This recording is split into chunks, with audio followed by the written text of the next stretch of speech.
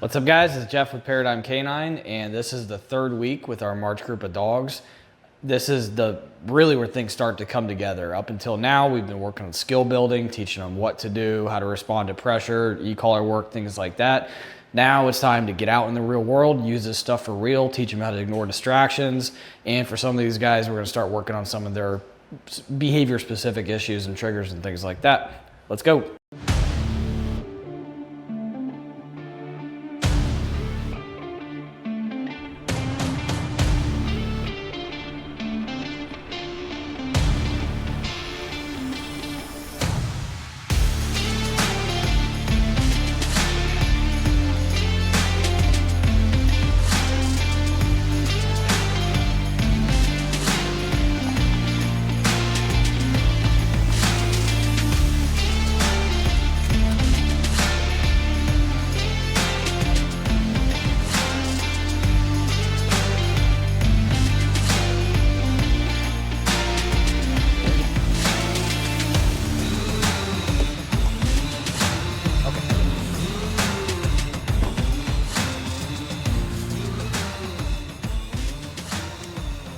At this point in our training program, one of the really important things to do is to start generalizing your training, meaning use the training skills that we've taught, let's go, in these, controlled environments, and now get out in other locations, work the same skills, because you can see here, Hazel is not even tracking that I want her to be doing the same stuff. She's out here like, oh, we're out at a park and I'm now allowed to just do whatever I want. Sniff, I'm just gonna go be a dog. I need to communicate to her, hey, those rules that we were doing in the training room and outside in my yard, things like that, those apply here too. So right now, like, I don't exist to her right now. I'm gonna have to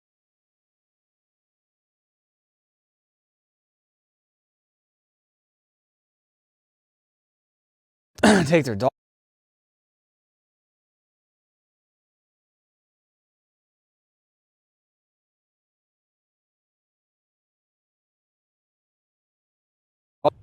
Making sure that the dog is willing to defer to them if they need to.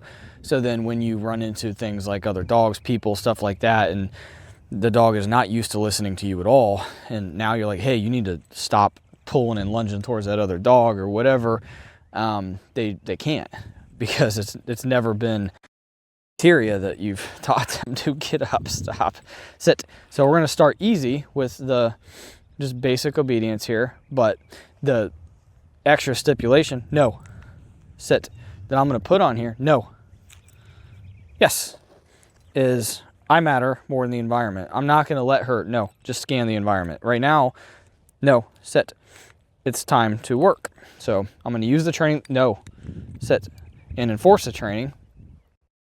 The skills that we have up to this point with our verbal communication, our reward system, her understanding of how to respond to the e-collar. Hazel, yes. This is the first time that she's been out at a park with me since she got here for training. So sit.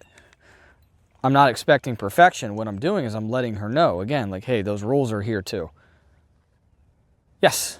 That's why we call it generalizing. Just because they can do it in one location does not mean that they're going to be able to do it in another. Sit. Yes. Now that I kind of have her focus, now we're going to start working on healing.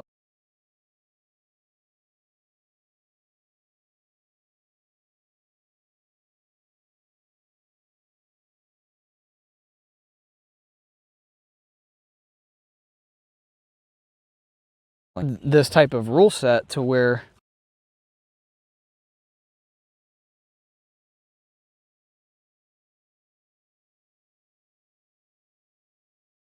oh, Hazel, there you go. Yes, it's never been part of her life. So sit. I have to go into this expecting, like, I'm going to need to offer her some help. I may have to even lower my expectations as far as her performance, but that doesn't mean that I change, like, what rules I'm willing to enforce. I'm just not going to be like super like harsh about any corrections or anything. Let's go. Heel. So I'm just going to practice heel just back and forth a little bit, and I'm looking.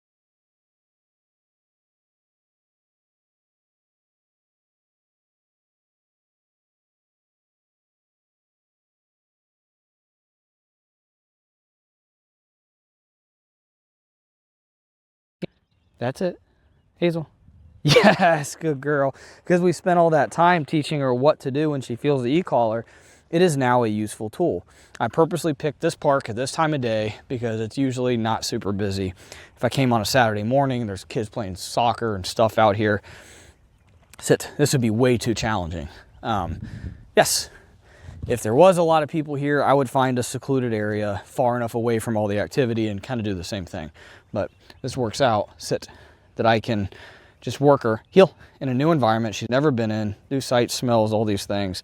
They have expectations of what to,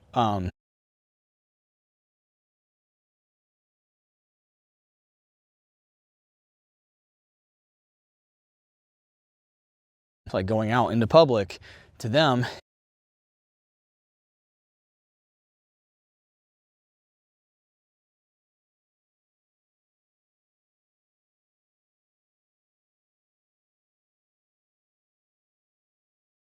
it's a powerful lesson for her that, like, no, this is just a training session.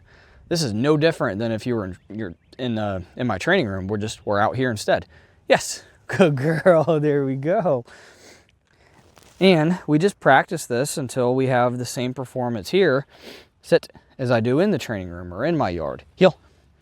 Let's go. That's it. And then when we get there, and we start looking for busier times of day, other locations that are likely to be more.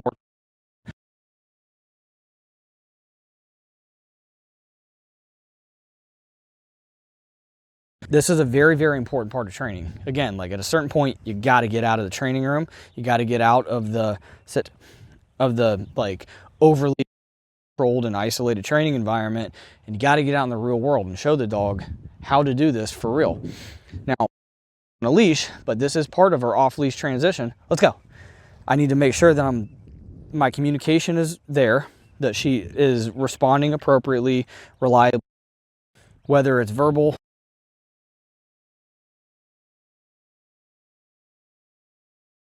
before I start working without the leash.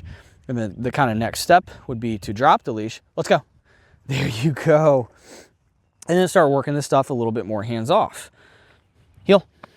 So now all the responsibility is on her plate. But if I see something that makes me a little uncomfortable, if I see another dog or something like that, like that one that just drove by, I can just pick up the leash. But they're going to a whole nother part of the park, so I'm not super worried about it. Heel. Come on. There you go. Nope. Heel. And often when we start moving, heel, to like hands-free stuff, especially with heeling, heel, we'll start getting this, heel, a little bit of sloppiness, which is, again, why we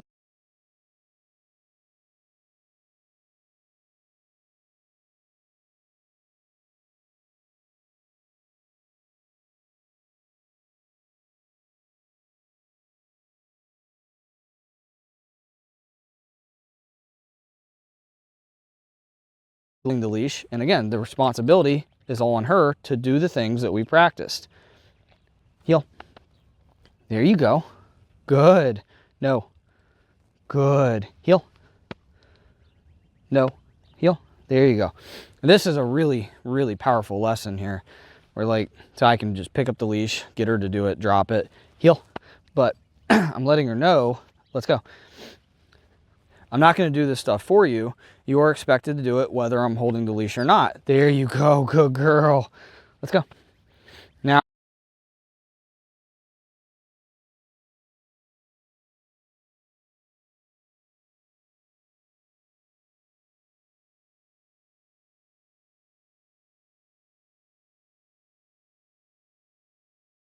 how to do the commands. They're like, yeah, they know how to do it. Like, they know sit. They'll come to me usually. No, heel. Until they won't.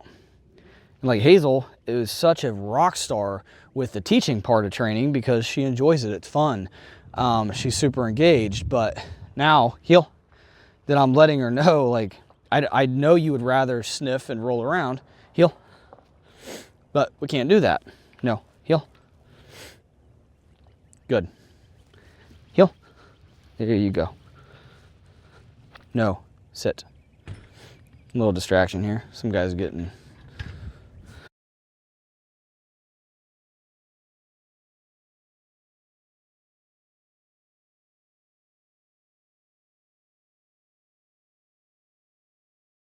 I wasn't going to talk to you. I figured he was working.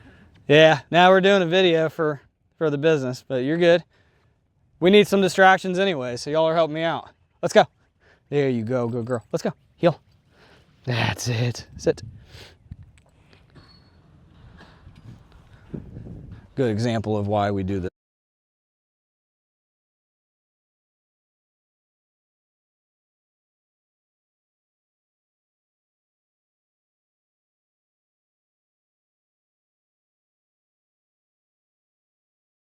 Reward system, and we just started having fun.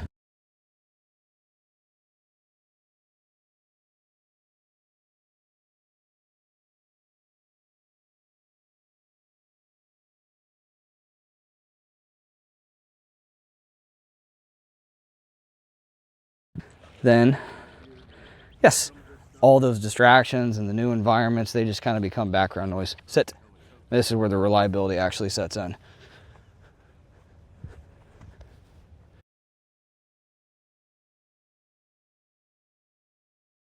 One of the other things that we are doing in week 3, in addition to generalizing, is teaching the dogs how to ignore more challenging but still controlled distractions.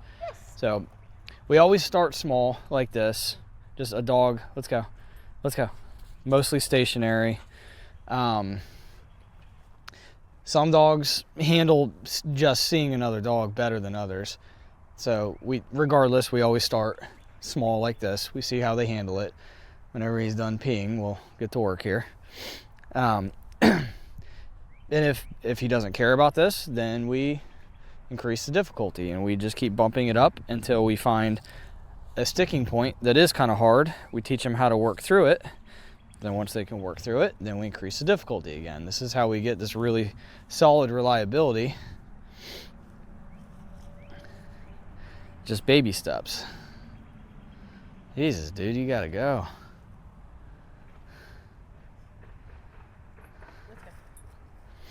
So Kayla's just gonna run him through just a variety of the commands that he knows at this point. Luna, heel. Good. Good girl. Heel. Heel. There you go.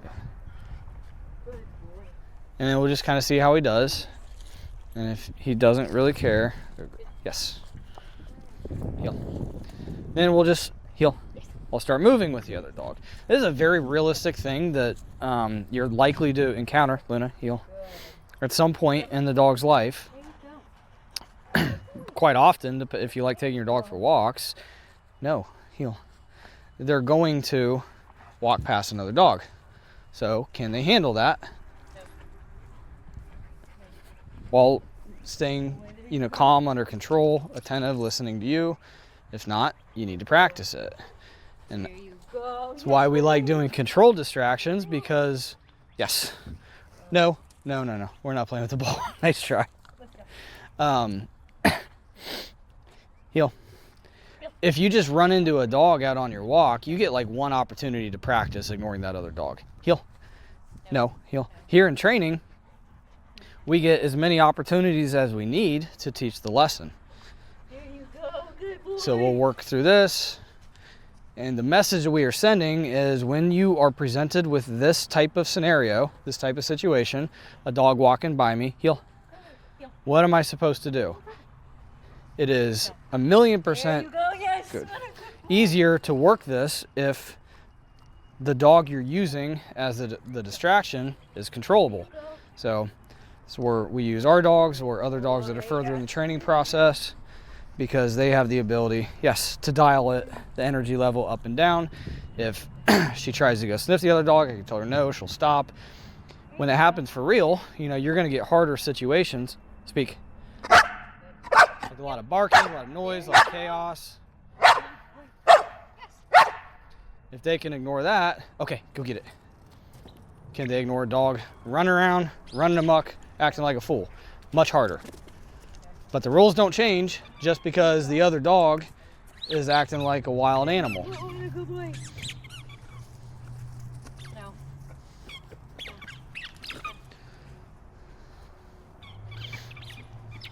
Nothing about this exercise has changed as far as Louis is concerned.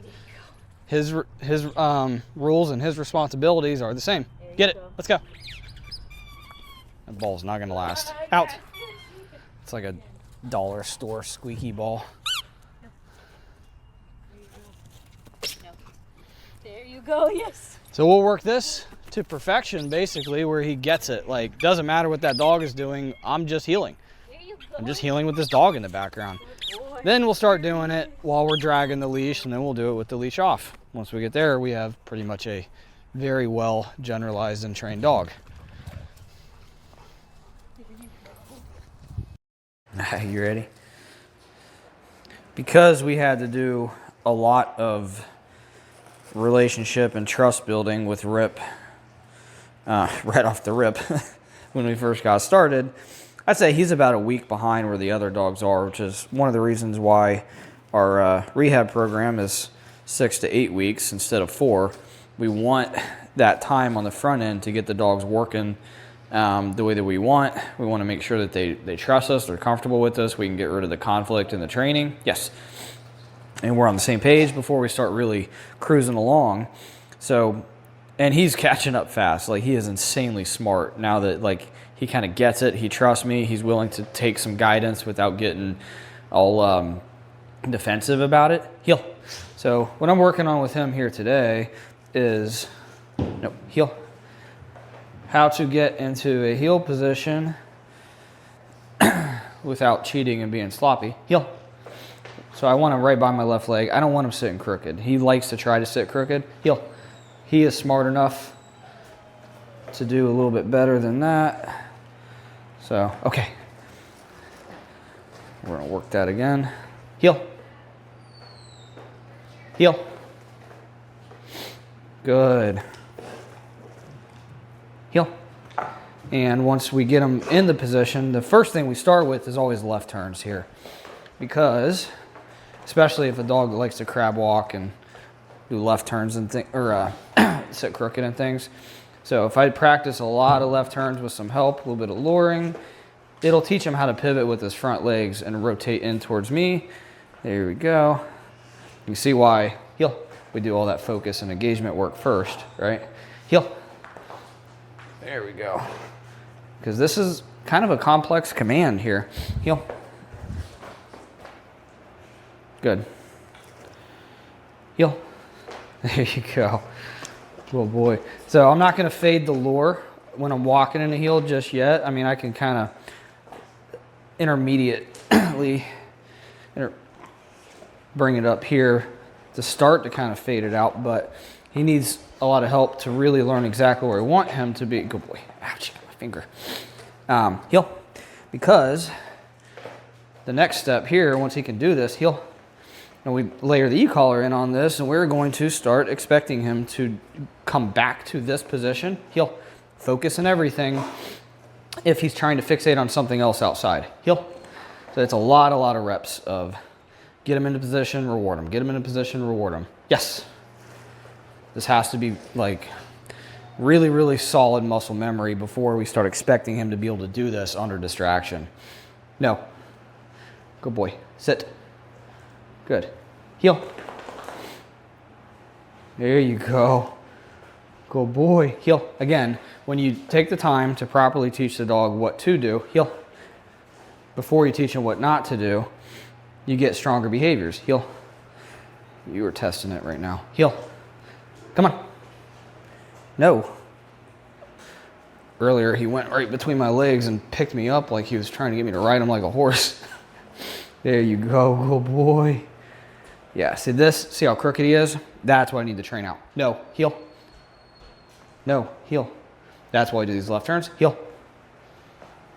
There you go. That. And they do this because a lot of times, especially early on, they're very used to, no, sit, being in front of you. The client just got here early, so he's hearing all the dogs barking upstairs. Small distraction, huh? But they're used to getting food like this. So when they're here, it's a learned process for them to get comfortable doing this. And sometimes it can be beneficial to just put them in a sit, stand next to them like you're in a heel position, and get them comfortable staying there and looking up at you, because that is a little bit different. And then we can move away. So what I need them to learn how to do is fix this crookedness, rip, heel. Just by a little bit, sit. Good, yes.